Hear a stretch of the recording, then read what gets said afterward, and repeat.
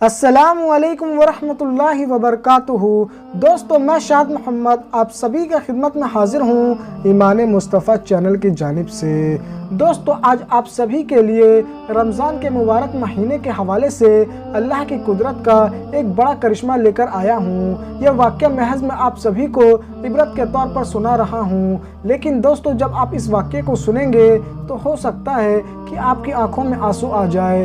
दोस्तों, हम सभी जानते हैं कि रमज़ान का मुबारक महीना चल रहा है और हर तरफ मुसलमान जो हैं वो खुशियाँ मना रहे हैं और अल्लाह को राज़ी करने में लगे हुए हैं। दोस्तों, हम सभी ये बात भी जानते हैं कि रमज़ान के मुबारक महीने में इफ्तार के वक्त बहुत ही ज़्यादा लजीज़ चीज़ें बनती हैं और लोग बड़े शौक़ से खाते हैं। लेकिन दोस्तों, कई ऐसे भी लोग होते हैं जो इस रमज़ान के मुबारक महीने में इन चीज़ों से महरूम रहते हैं। चलिए दोस्तों, अब वाक़े की तरफ लेके चलता हूँ। आप सभी को बता दूँ, एक बूढ़ा शख्स किसी कंपनी के अंदर काम कर रहा था, लेकिन एक दिन की बात है कि उस कंपनी का मालिक उस गरीब शख्स के पास आता है, उस बूढ़े शख्स के पास आता है और आकर ये बात कहता है कि हमारी कंपनी के हालात बहुत ज़्यादा ख़राब हो चुके हैं, हमारा कारोबार जो है वो पूरे तरीके से ठप हो चुका है और इस मजबूरी के तहत मैं तमाम वर्करों को कंपनी से निकाल रहा हूँ क्योंकि हमारे पास उनको तनख्वाह देने के लिए पैसा मौजूद नहीं है। हमने कई कंपनियों से, कई बैंकों से लोन भी लेने की कोशिश की,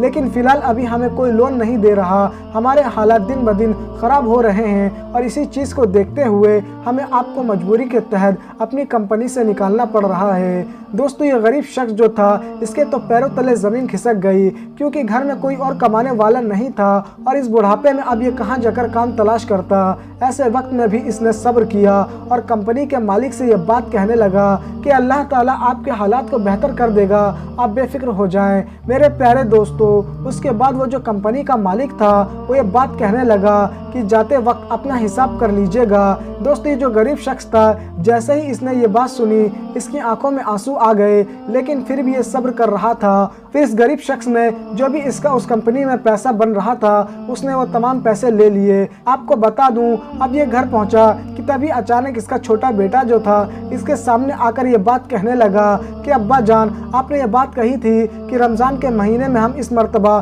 फ्रिज लेंगे ताकि हम ठंडा पानी पी सकें और यहाँ तक कि सभी लोग रमज़ान की तैयारी कर रहे हैं क्योंकि 2 दिन के बाद ही रमज़ान शुरू होने वाला है।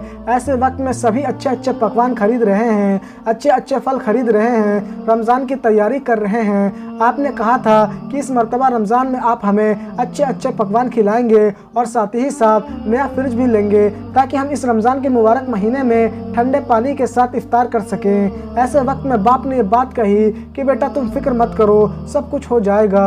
दोस्तों, बाप ने दिलासा दिया बेटे को और बेटा जो था वो ये बात कहने लगा कि आप हमेशा से दिलासा देते हुए आए हैं, आप कभी कोई चीज़ नहीं दिलाते। दोस्तों, बेटे की यह बात सुनकर बाप की आंखों में आंसू आ चुके थे। वो उस वक्त खामोश था। ऐसे वक्त में तभी घर के दरवाजे पर मकान का मालिक आया और आकर ये बात कहने लगा कि तुमने लगातार 4 महीने से अब तक हमें किराया नहीं दिया और अगर तुमने इस मर्तबा भी मुझे किराया नहीं दिया तो ऐसे वक्त में मैं तुम्हें घर से निकाल दूंगा। मेरे प्यारे दोस्तों, ऐसे वक्त में जैसे कि मानो इस गरीब शख्स के ऊपर पहाड़ से टूट पड़ा था क्योंकि जो भी पैसा ये कंपनी से हिसाब करके लाया था वो तमाम का तमाम पैसा उस मकान मालिक को देना पड़ गया।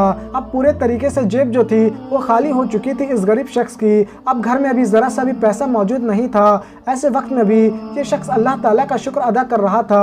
ये इसी उम्मीद में था कि अल्लाह ताला कोई ना कोई ज़रिया ज़रूर बनाएगा। मेरे प्यारे दोस्तों, रमज़ान की आमद हो गई। ऐसे वक्त में पैसा ना होने की वजह से घर में कोई सब्ज़ी ना बनी, हत्ता के तमाम घर वालों ने मिलकर नमक और रोटी के साथ सहरी की और आपको बता दूं उसके बाद तमाम घर वाले जो थे वो अल्लाह की हम्दो सना में लग गए। इसी तरीके से पूरा दिन गुजरा और फिर आखिरकार इफ्तार का वक्त आ गया। ऐसे वक्त में बेटा जो था वो ये बात कहने लगा कि बाबा जान, आपने कहा था कि आप इस मर्तबा हमें सेब और केला भी खिलाएंगे, आपने वादा तो किया था लेकिन अब तक आप लेकर नहीं आए। ऐसे वक्त में बेटे की ये बात सुनकर बाप जो था वो मायूस हो गया और वो ये बात कहने लगा कि बेटा तुम्हें परेशान होने की ज़रूरत नहीं है, मैं अभी बाज़ार जाता हूँ और मैं तुम्हारे लिए सेब लेकर आता हूँ। दोस्तों, बेटा जो था वो बाप के इस तरह दिलासा देने से बेहद ज़्यादा खुश हो गया और फिर बाप जो था वो उदास मन के साथ बाज़ार चला गया।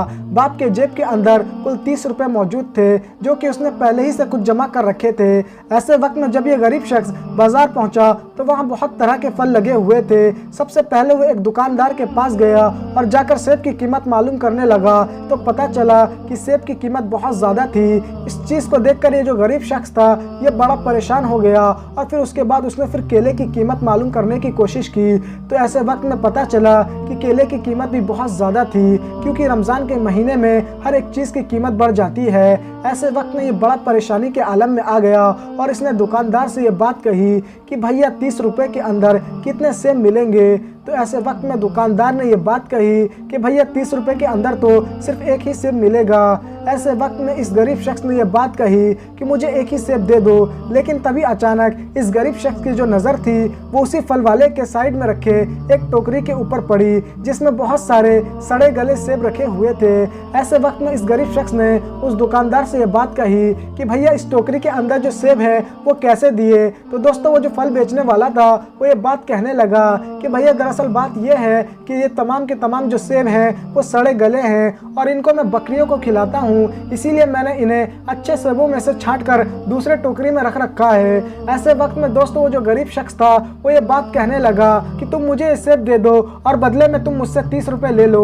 दोस्तों इस गरीब शख्स की ये बात सुनने के बाद वो जो दुकान का मालिक था वो ये बात कहने लगा कि भैया तुम कैसी बात कर रहे हो, ये सब सेब खाने के लायक नहीं है। लेकिन दोस्तों ये जो गरीब शख्स था वो ये बात कहने लगा कि मेरे घर के अंदर मेरे बेटे ने मुझसे जिद की है कि उसे सेब खाना है और ऐसे वक्त में मेरे पास इतने पैसे मौजूद नहीं है जिससे मैं अच्छे सेब खरीद सकूं, इसीलिए मैं इन सड़े गले सेब को ले जा रहा हूं ताकि मेरा बेटा मायूस ना हो। दोस्तों इन बातों को सुनने के बाद उस दुकानदार ने इजाज़त दे दी कि तुम चाहो तो इस टोकरी को लेकर जा सकते हो। फिर दोस्तों ये जो गरीब शख्स था उस टोकरी के अंदर कुछ सेब छांटने लगा, थोड़ा बहुत जमा हुआ, फिर उसने उन सेबों को एक थैली में कर लिया और अपने घर की तरफ रवाना होने लगा। लेकिन तभी दुकानदार ने ये बात कही कि भैया ये सेब तो मैं बकरियों को ऐसे ही खिला दिया करता हूँ, तुम अपने 30 रुपए वापस ले लो।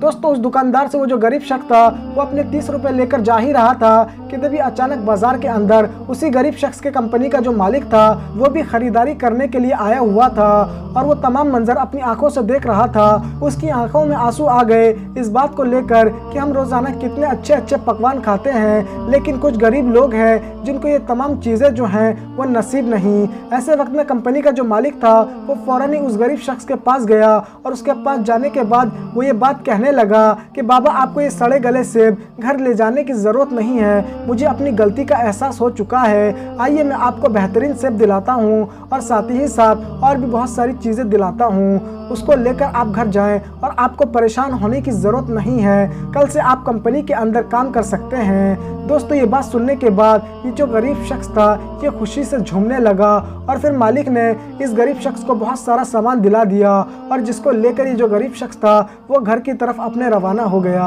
लेकिन दोस्तों अल्लाह की कुदरत का यहाँ पर करिश्मा देखने को ये मिला कि इस कंपनी के मालिक ने एक गरीब की मदद की। ऐसे वक्त में अल्लाह ताला ने इसकी मदद की जो बाकी कंपनियां लोन इस शख्स को नहीं दे रही थी। ऐसे वक्त में अचानक से एक कंपनी की कॉल आई और उन लोगों ने ये बात कही कि आपका लोन जो था वो अप्रूव हो चुका है। ऐसे वक्त में तमाम का तमाम पैसा जो है वो आपके अकाउंट के अंदर जमा कर दिया गया है और बाकी जो लोन का अमाउंट है वो ईद के बाद अप्रूव हो जाएगा।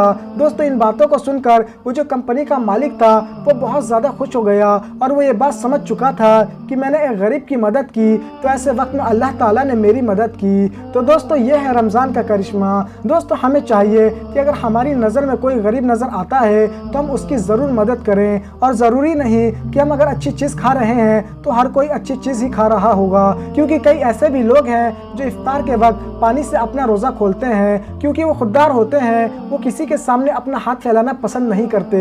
इसीलिए दोस्तों हमें चाहिए कि अगर हमारे आस पड़ोस में कोई ऐसा शख्स है तो हम उसकी मदद करें। तो दोस्तों मुझे उम्मीद है कि आपको ये मेरी बात समझ में आ गई होगी और अगर आपको ये बातें समझ में आ गई हैं तो इस वीडियो को लाइक करके इस वीडियो को ज़्यादा से ज़्यादा शेयर कर दीजिएगा। तो दोस्तों मैं फिर मुलाकात करूँगा आप सभी से एक नई वीडियो में, जब तक के लिए मैं आप सभी से इजाज़त चाहता हूँ।